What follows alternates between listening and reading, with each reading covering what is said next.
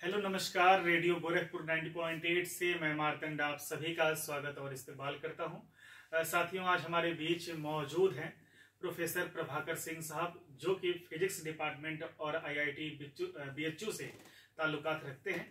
और आज ये गीटा गोरखपुर केआईपीएम टेक्निकल कैंपस में जो अटल एफडीपी प्रोग्राम 1 वीक का हो रहा है, जिसे फैकल्टी डेवलपमेंट प्रोग्राम के नाम से जाना जाता है, इसके तहत आज ये गीडा में आए हुए हैं। और आज सर से हम बात करेंगे मुख्य रूप से जो वैकल्पिक ऊर्जा है अपने देश के लिए या विश्व के लिए, जो इन्वायरमेंट में तब्दील किया जाए, तो वैकल्पिक ऊर्जा का साधन क्या है, संसाधन क्या है और किस तरीके की ऊर्जा का उपयोग अपने दैनिक जीवन में किया जाए। और खासकर जो आज हम देखते हैं कि सरकार का कई तरह का स्टैंड रहता है और कंपनियों का स्टैंड रहता है कि ऊर्जा की मात्रा को अधिक से अधिक बढ़ाने के लिए या कुछ ऐसी ऊर्जा का उपयोग करने के लिए जिससे पॉल्यूशन ना हो। आज इन सभी मुद्दों पर हम बातचीत करेंगे। तो सर, सबसे पहले तो आपका बहुत बहुत स्वागत है। धन्यवाद मार्तंड जी। सबसे पहले मैं आपसे सर जानना चाहूंगा, अपने देश में वैकल्पिक ऊर्जा का अगर कोई स्रोत है तो वो क्या है और किस तरीके से विकल्प के रूप में हम उसका प्रयोग कर सकते हैं। मार्तंड जी, धन्यवाद आपको बुलाने के लिए। वैकल्पिक ऊर्जा की अगर हम बात करते हैं तो, और अपने देश में नहीं पूरे विश्व में जो वैकल्पिक ऊर्जा का एकमात्र स्रोत है वो है सूर्य। दूसरा स्रोत भी है जो थोड़ा सा मैं कहूँगा कि खतरनाक साइड में है, जो कि न्यूक्लियर नाभिकीय ऊर्जा, जो कि वो भी एक क्लीन एनर्जी है, मतलब एक साफ सुथरी ऊर्जा हमें देती है, लेकिन उसके बहुत सारे दोष भी हैं, जो कि जैसे कि जो न्यूक्लियर रेडियो एक्टिव होते हैं, रेडियोधर्मी पदार्थ होते हैं, वो हमारे समाज के लिए बहुत ही घातक होते हैं। फाइनली जब हम रेडियो एक्टिव की बात करते हैं, रेडियोधर्मी, जब वो यूज हो जाता है तो उसको न्यूक्लियर वेस्ट बोलते हैं। तो वो जो हमें डिस्पोज करना होता है वो बहुत ही मतलब उसके लिए काफ़ी खतरनाक लेवल पे होता है। तो वो काम हम ना ही करें। अगर आप देखेंगे जो यूरोपियन कंट्रीज हैं वो अपने आप को न्यूक्लियर ऊर्जा से एक साफ सुथरी ऊर्जा सूर्य ऊर्जा की तरफ बढ़ रहे हैं। हमारा देश भी इस दिशा में काफ़ी काम कर रहा है और मुझे लगता है कि इस दिशा में हमारा देश एक अग्रणी देशों में है, उन अग्रणी देशों में है जो कि सौर ऊर्जा को एक क्लीन और ग्रीन एनर्जी के रूप में यूज करना चाहते हैं। जी, अच्छा सर, जैसे गवर्नमेंट का नया स्कीम है और 2014 के बाद से हुआ कि हम देखते हैं कि अब सड़कों पर ई रिक्शा ज़्यादा से ज़्यादा चल रहे हैं, जो इलेक्ट्रिक बसें हैं उनका चलना ज़्यादा हो चुका है और जो इलेक्ट्रिक छोटी मोटी गाड़ियां उनको सरकार को ज़्यादा ही प्रमोट कर रही है। और अच्छी भी बात है, जिससे जो हमारे पेट्रोल डीजल की खपत भी कम होगी और देश पे भार भी नहीं होगा। लेकिन क्या इन्वायरमेंट इससे सेव है और क्या पूरी तरीके से हम कह सकते हैं कि वातावरण को शुद्ध करने के लिए प्रयास सरकार का कदम सराहनीय है, कि कैसा है कि उससे इन्वायरमेंट खराब हो रहा है कि नहीं इलेक्ट्रिक वाहनों से? इलेक्ट्रिक वाहन देखिए एक बहुत ही अच्छी पहल है, मैं कहूँगा, क्योंकि आप देखते होंगे उससे दो फायदे होते हैं। एक तो ध्वनि ऊर्जा उससे कम निकलती है, जो ध्वनि पोल्यूशन होता है, और साथ ही साथ वायु पोल्यूशन को भी वो कम करता है। लेकिन आप अगर ध्यान से सोचें तो जितने भी ई रिक्शा हैं या जो भी वाहन, स्कूटी है, जो ई स्कूटी है, ई स्कूटर है, तो उसको हम लोग चार्ज अपने घरों में करते हैं या अपने उस इलेक्ट्रिसिटी से करते हैं जो कि हमें घरों में प्रदान की जाती है। और वो इलेक्ट्रिसिटी कहाँ बनाई जाती है? वो थर्मल पावर प्लांट से बनाई जाती है। तो इसका मतलब कि हम जो ई रिक्शा चला के ऊर्जा बचा रहे हैं या ऊर्जा को क्लीन होने, मतलब अपने इन्वायरमेंट को, अपने वातावरण को साफ होने का एक कल्पना कर रहे हैं, वह बेसिकली साफ नहीं हो रहा है, बल्कि उसके एवज में हम कहीं न कहीं कोयला जला रहे हैं और वो कोयला उस वातावरण को और ज्यादा गंदा कर रहा है। क्योंकि आप जान लीजिए कि एनर्जी का जो कन्वर्जन है वो 100% नहीं होता है। तो जब वहाँ पे जो ऊर्जा जल के हमें बिजली बनी है और हम इस बिजली को यूज कर रहे हैं अपनी बैटरी को चार्ज करने में, तो वो कन्वर्जन 100% नहीं है। तो इसका मतलब हमें उस बैटरी को रिचार्ज करने में जो ऊर्जा जल रही है वो कहीं न कहीं थर्मल प्लांट में जल रही है और ज्यादा ही जल रही है, तो वो वातावरण को दूषित कर रही है। अगर आप देखेंगे कि गवर्नमेंट ने कई जगह जो है चार्जर पॉइंट भी बनाए, चार्जिंग पॉइंट भी बना रखे हैं। तो चार्जिंग पॉइंट में मैंने कई जगह देखे हैं जो कि चार्जिंग पॉइंट सोलर एनर्जी, सूर्य की ऊर्जा से चार्ज हो रहे हैं।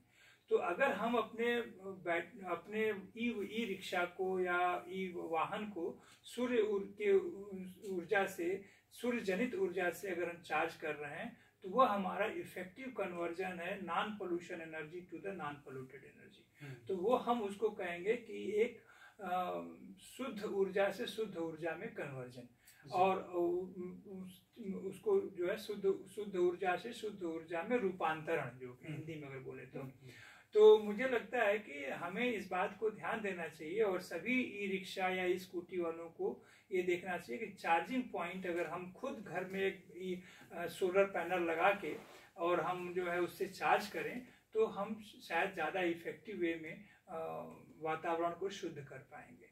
इसीलिए गवर्नमेंट ने, आज भारतीय सरकार ने भी जो सौर ऊर्जा को प्रमोट किया है काफ़ी अच्छा, तो घरों में इसको लगाना चाहिए। और हम उस ऊर्जा से अगर अपने घर में बिजली बना रहे हैं और उससे हम अपनी बैटरी को चार्ज कर रहे हैं तो ये एक कन्वर्जन होगा, एक रूपांतरण होगा शुद्ध ऊर्जा से शुद्ध ऊर्जा में। तो मेरा यही है कि मेरा यही कहना है कि ई रिक्शा या जितने भी ई वाहन हैं, ई व्हीकल्स हैं, उनको चार्ज करने के लिए हमें सौर ऊर्जा जनित ऊर्जा को से ही चार्ज करना चाहिए। सौर ऊर्जा से जो हम बिजली पैदा कर रहे हैं उसी से चार्ज करना चाहिए, ना कि घरों में जो बिजली सप्लाई हो रही है, जो कि थर्मल प्लांट से सप्लाई हो रही है, उससे वो करना चाहिए। जी, बहुत अच्छी बात सर आपने की। अब हम वापस आते हैं जो आपका मुख्य विषय, जो आपका डिपार्टमेंट है, फिजिक्स डिपार्टमेंट पे। अगर सर फिजिक्स की बात की जाए तो खासकर हमने पूर्वांचल के बच्चों में देखा, इधर के बच्चों में देखा है, या जो मिडिल क्लास बच्चों में, ये फिजिक्स और मैथ से भागते हैं। तो कैसे रुचि पैदा की जाए कि फिजिक्स के प्रति वो अपनी रुचि दिखाएं, पढ़ाई में मन लगाएं, फिजिक्स में अच्छे नंबर गेन करें, और फिजिक्स में आगे बढ़ कर के करियर अपॉर्चुनिटी कैसी है? ये बहुत ही अच्छा प्रश्न है आपका। भौतिकी या फिजिक्स में लोगों की रुचि कम होना, मैं अभी आपने देखा होगा गवर्नमेंट ने, भारतीय सरकार ने ये एक NEP न्यू एजुकेशन पॉलिसी जो 2020 लाई है, उसमें उन्होंने प्रमोट किया है अपनी भाषा में बच्चों को पढ़ाना। अच्छा, ठीक है। तो आप अगर कोई गूढ़ सब्जेक्ट है, सब्जेक्ट है, विषय है, उसको अगर आप अपनी भाषा में अगर समझना चाहते हैं तो वो आप अच्छी तरह समझ सकते हैं। मैं आपको अपना बात बताऊं, मैं एक ग्रामीण परिवेश से, बनारस का शुद्ध जो है भोजपुरी इलाके का आदमी हूं। मैं कक्षा हाई स्कूल में जब था तो मेरा फिजिक्स में रुचि नहीं था। तो मैं UP college, Uday Pratap inter college में पढ़ा हूँ। वहाँ पे हमारे एक टीचर थे फिजिक्स के, वो हम लोगों को फिजिक्स की कुछ चीजें भोजपुरी में समझाना शुरू किए। अच्छा। तो हमें इतना चीज, वो हमें चूंकि अपनी भाषा में चीजें थी और वो हमें इतनी अच्छी ढंग से समझ में आई कि मेरी रुचि पैदा हो गई भौतिकी में। मैं उस पॉइंट को टर्निंग पॉइंट मानता हूँ। उन्होंने आर्किमिडीज का सिद्धांत हम लोगों को इतने बढ़िया से, वो भी पढ़ाते समय मुझे लगता है कि खींच के भोजपुरी में बोलना शुरू किया, कि उनको लग रहा था कि बच्चे समझ नहीं रहे उनकी बात, और वो बात हम लोग को समझ में आ गई। तो मैं यही कहूँगा कि अपनी भाषा में अगर भौतिकी को और मैथ को, मतलब गणित को समझने का प्रयास करेंगे तो वो बहुत ही अच्छे से समझ में आएगी और आपकी रुचि पैदा होगी। आप देखिए, जर्मनी देखिए, जापान देखिए, रसिया देखिए, ये लोग, फ्रांस देखिए, ये लोग, चाइना देखिए, ये लोग इन सब गूढ़ विषयों को अपने भाषा में बोलते हैं, अपने भाषा में समझते हैं। तो भारत सरकार का यह प्रयत्न बहुत ही प्रभावी होगा। और मैं जहाँ तक समझता हूँ, अगर ये, अब चूंकि हमारा देश बहुत ही विविधतापूर्ण है, हर भाषा, अलग अलग जगहों की अलग अलग भाषा है, लेकिन अगर वहाँ लोकल भाषा में अगर उस विषय को पढ़ाया जाएगा तो वो चीज़ें ज़्यादा समझ में बच्चों को आएंगी। तो मेरा ये कहना है कि भौतिकी, गणित या जो भी सब्जेक्ट, जो भी विषय आपको समझ में नहीं आ रहा है, उसको आप अपनी भाषा में अपने अध्यापक से डिस्कशन करिए। अगर आपकी अंग्रेजी अच्छी है तो अंग्रेजी में डिस्कस करिए, हम अंग्रेजी को बुरा नहीं कह रहे हैं, लेकिन अपनी भाषा में अगर डिस्कस जो करेंगे, आपकी लोकल लैंग्वेज है जो आप घर में बोलते हैं, तो उसको समझ में आएगी। और मुझे लगता है कि ये एक तरीका हो सकता है सब्जेक्ट में, अपने विषय में, और खास करके गणित और भौतिकी जैसे गूढ़ विषयों में एक बच्चों में रुचि पैदा करें। जी जी जी जी। और मुझे सर ऐसा लगता है कि जो फिजिक्स है उस सब्जेक्ट में कुछ शब्द ऐसे होते हैं, वर्ड ऐसे होते हैं, चाहे हिंदी के चाहे इंग्लिश के, वो प्रोनाउंसिएशन में या पढ़ने में ज़्यादा मस्तिष्क में, दिमाग में जाता नहीं है। तो थ्योरी ना पढ़ के प्रैक्टिकली तौर पे अगर समझाया जाए, क्योंकि विज्ञान हमारी जो किताब बचपन में आती थी उसमें यही होता था, आओ करके सीखें। हाँ, विज्ञान आओ करके सीखें।